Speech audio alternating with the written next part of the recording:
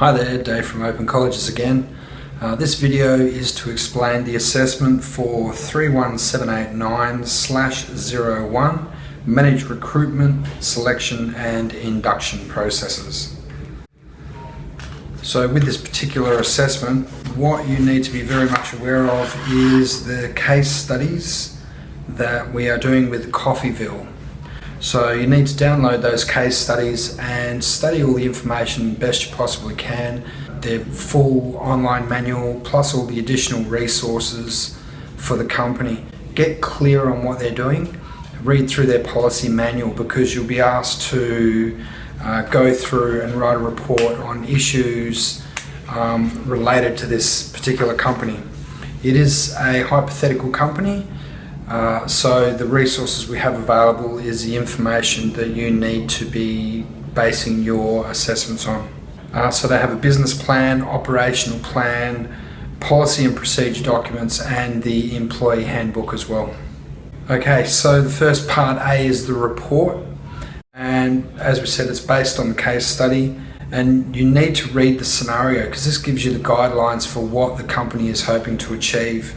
Be very clear that they have not developed policies and procedures for the induction process, and that's what this one will definitely relate to. So you need to prepare business letters, and you also need to analyse the current strategic operational plan, and as we said, that's all detailed online following the URL links.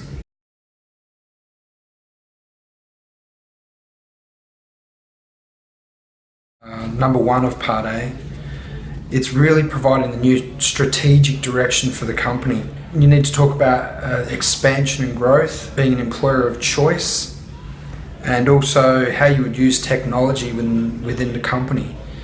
And this all relates to the idea of how they're going to manage their staff more effectively in the business. This would be a standard part of any business operation. You need to think about all the technical resources you could use. That might be online systems, it could be client relation management systems, things like this, and all the other policies and procedures you need to put in place to manage your staff effectively. With the instructions in number 2, you also need to develop a policy and procedure framework, and this relates again to the recruitment, selection and induction. And then you need to be able to request approval for the proposal you're putting through, and we'll discuss how that's going to happen a little bit later. Part 4 talks about proposed strategies. So you need to look at the recruitment and selection process for this one, developing strategies and policies, procedures. You need to look at induction, how you're going to manage that. Now, induction is an incredibly important part for all new staff. So think about any job you've had and what happened when you started the new job, and think about issues with regard to what was missing. Like, did you have trouble learning on the job? Did you have trouble accessing information? Did you have trouble finding information or getting the correct answers? That's what you need to think about with a company. Think about it from the point of view that you need your staff to be as effective as you can in the shortest space of time, because it's costing money when your staff aren't productive. So keep that in mind as you go through and develop these strategies. With recruitment and selection, think about the quality of the staff you're going to find. When we talk about employer of choice, it means being the best employer that's out there. So staff would recognise your company as being a quality company and make every effort to contact you and work for your company. You know, look at companies like Google and the big major international companies, Virgin for instance. They have a great reputation, and so staff want to be part of those companies for, you know, the reputation that goes on in your career when you move from those companies. But also those companies provide lots of opportunity for career advancement. So think about these things with recruitment. How are you going to get the best staff? What will you do? And that goes into everything from the ads to how you advertise, to how you actually manage the recruitment process as well. With induction, it goes along with the recruitment, because unless you can attract good staff to even respond to your ads, you're not going to get those staff working for your company. So when you bring them online, once they're employed, what do you do to make sure they're the best possible staff? You need to think of efficiencies. Very, very important how you train your staff. because they need to be able to work on their own as soon as they possibly can, without supervision, without management guidance. That should be provided, but when staff are independent, that's the best thing. Think of as well of the systems you can use so that if staff do have a question, they don't have to ask team members. What systems or processes can you have in place that will assist the staff to work independently? Keep that in mind. You also need to consider the type of legislation that will affect staff. There's a whole list of resources available within the online system and additional reading, so keep those in mind. Also, I'm going to post some good links for you with this video, so use those links as well and do some additional reading. Keep in mind Fair Work Australia, the Fair Work Act, and the Fair Work Commission and the Fair Work Ombudsman. They have amazing information that can help you out as well, and I'll post those links for you too. The communication strategy is the next bit, and what we need to think about here is basically how we're going to get information out to staff. Think of all the different employees you have in your company, how they share information, how they access information, and how they're able to get information. Again, try and keep in mind that you don't want staff asking questions wherever they can. If they know where they can go and find the information themselves, sometimes it's just a trigger, like an operations manual. I might have a vague idea what I need to do and I just need clarification. So reading an operations manual, that can help me with finding out the correct procedure and the correct policy that I need to follow. So that's just a bit of a hint for you on that one. But think about all the employees in the company, outside stakeholders like suppliers even. If you have contractors that are working for your company, how do they get information that's critical for them to work with your company? You also need to produce an email for that and discuss how the communication process will work. Okay, so for number 6, we end up talking to Rufus and Emma. It's agreed that you'll do the trial of the recruitment and induction strategies. So what you need to do is create a feedback form. And the idea of the feedback form is to check that with the processes you're putting in place, staff are happy with those processes. It's similar to any policy or procedure. You would have an introduction, why it's being used, what the purpose is. You'll need to have some form of rating scale that's established, and there's many forms. Do some online research and plus use the resources that are available. And think about the types of questions that you would ask. What are you trying to find out? Now what you need to do is keep in mind what is the objective of what you're doing here. So go back to those strategic goals. What needs to be achieved? And you need to find out if the goals are being met. That's very critical in the feedback, because this is an ongoing improvement process. It's part of quality assurance. So think about questions that will help you find the information that you need. So part B, you need to develop an electronic portfolio. It's going to be called the Induction Trial Pack.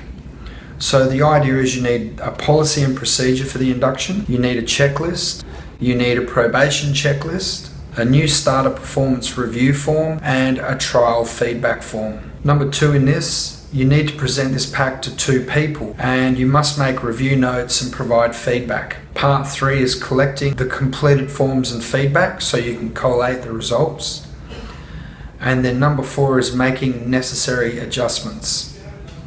So the aim here is basically to develop all the forms and documents required, and you need to give them to 2 people, discuss the issues. These forms would be what you would supply in a trial process. So basically you're trying to get feedback on the quality of the forms, the quality of the documents, whether they have been effective in achieving the outcomes of the induction process. Very important here as well with the feedback, when you collate the information, what were the good results, what were the bad results, and try to work on recommendations for how you can make improvement. Again, it's about quality assurance. The idea with continually improving your processes. When you do reviews, keep in mind you don't always make changes. It might be that you can actually highlight the fact that they're already effective.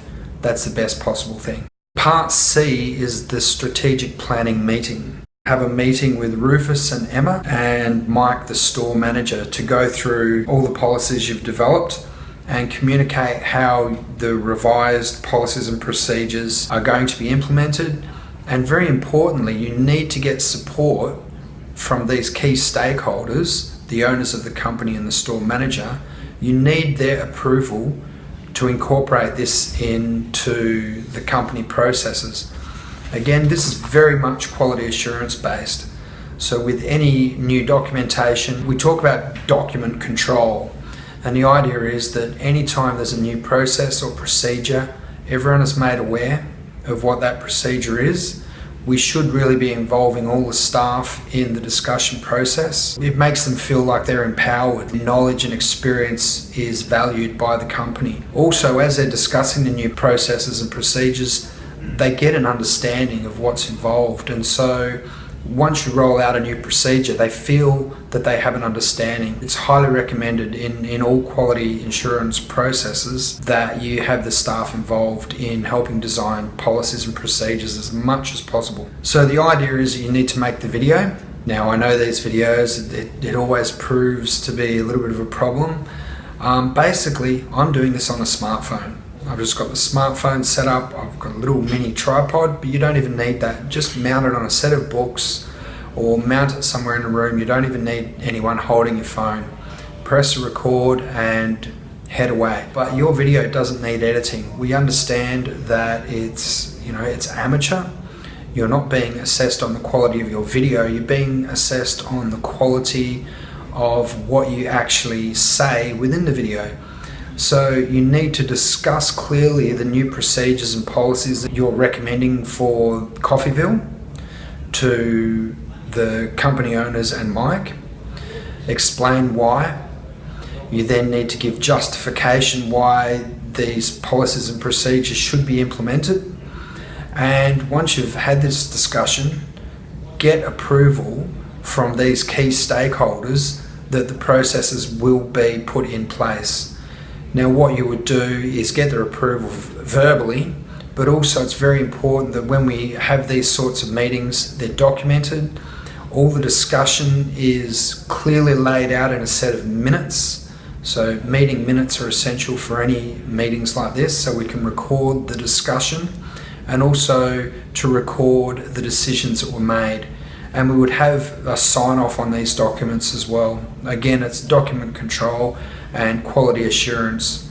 So we're always maintaining the quality of the process, so we can always refer back to it if it's documented. If you're in a situation where you don't document meetings and they're not confirmed and they're not approved, well, it's like hearsay. A couple of months down the track, you develop a process and the manager might go, well, I didn't agree to that. So if it's in writing and it's signed off and there's approval, there's no argument. And that's what you need to do any time in a business that you're making these kinds of decisions. The video is completely simulated. It's a mock work situation. You don't have to do it at work. It can be with your friends or family or colleagues. And what I'd recommend as well is you brief the people involved in your video in advance so they're very aware of what you're going to discuss. Also, you could set up some questions for the people to ask you during the meeting as well. You might have some mock questions and say, when I talk about this sort of thing, ask this kind of question. It's okay that it's simulated. It just needs to be showing that you can actually do this practically. How you communicate clearly, how you explain situations to the people involved, and getting that confirmation everyone has a clear understanding of how you're deciding to move forward. Upload that video as you would any other resources, and we've got some handy hint guides as well on not only preparing the videos but also for uploads. If you have troubles, you can upload on YouTube to a private channel. We also have Clipchamp, which is a compression software that you can use online. It's cloud-based and it's free. That will compress your videos for upload. And if you have trouble with uploading, you can always post them to us as well. Alright, so I hope that explains what's required with the videos. Don't forget to use the appendix to complete the main policy document areas, because you don't have to make the documents from scratch. Just download them, copy and paste if you need to into a new Word document, and start filling in the blanks. Okay, don't forget, I'm always here to answer your questions. I'd recommend just send me a direct message via the open space message portal. Okay, good luck.